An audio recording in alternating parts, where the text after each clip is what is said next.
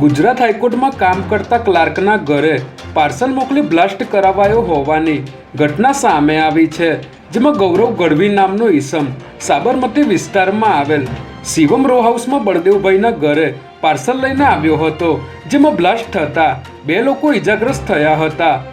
બનાવના પગલે અમદાવાદ પોલીસના ઉચ્ચ પોલીસ અધિકારીઓ અહીં દોડી આવ્યા હતા અને પાર્સલ આપનાર આરોપીને પોલીસે ઝડપી લીધો છે। ત્યારે પોલીસને મુખ્ય આરોપી રૂપેણ બારોટના ઘરેથી 3 હથિયાર અને બોમ્બ બનાવવાનું મટીરિયલ પણ મળી આવ્યું હોવાનું જાણવા મળી રહ્યું છે।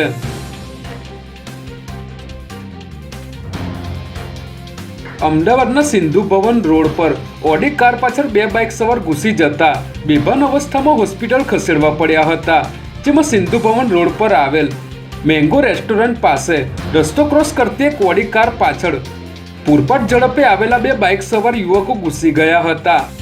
આ અકસ્માતમાં બાઇક સવાર બંને યુવકને માથાના ભાગે ઈજા થતા તેઓ ત્યાં જ લોહીલુહાણ થઈને બેભાન થઈ ગયા હતા, જ્યારે કારમાં પણ મોટું નુકસાન પહોંચ્યું હતું।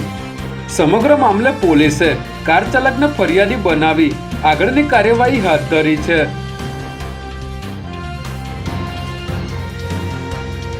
અમદાવાદના લીલાપુર ગામમાં 250 કરોડની જમીનનો ખોટી રીતે દસ્તાવેજ કરનાર સબ રજિસ્ટ્રારને સસ્પેન્ડ કરાયો હોવાની વિગતો સામે આવી છે, જેમાં લીલાપુર ગામની ખાતા નંબર 149 સર્વે નંબર 30 અને 31ની 24 વીઘા જમીનના કેસમાં હાઈકોર્ટે મનાઈ હુકમ આપ્યો હોવા છતાં 16 સબ રજિસ્ટ્રાર કચેરી સહિતના ઉચ્ચ અધિકારીઓની મિલીભગતથી દસ્તાવેજ કરી દેવાયો હતો, જેને પગલે હવે 16 કચેરીના તત્કાલીન મહિલા સબ રજિસ્ટ્રાર અમરીન જવવાલાને સસ્પેન્ડ કરી દેવાયા છે।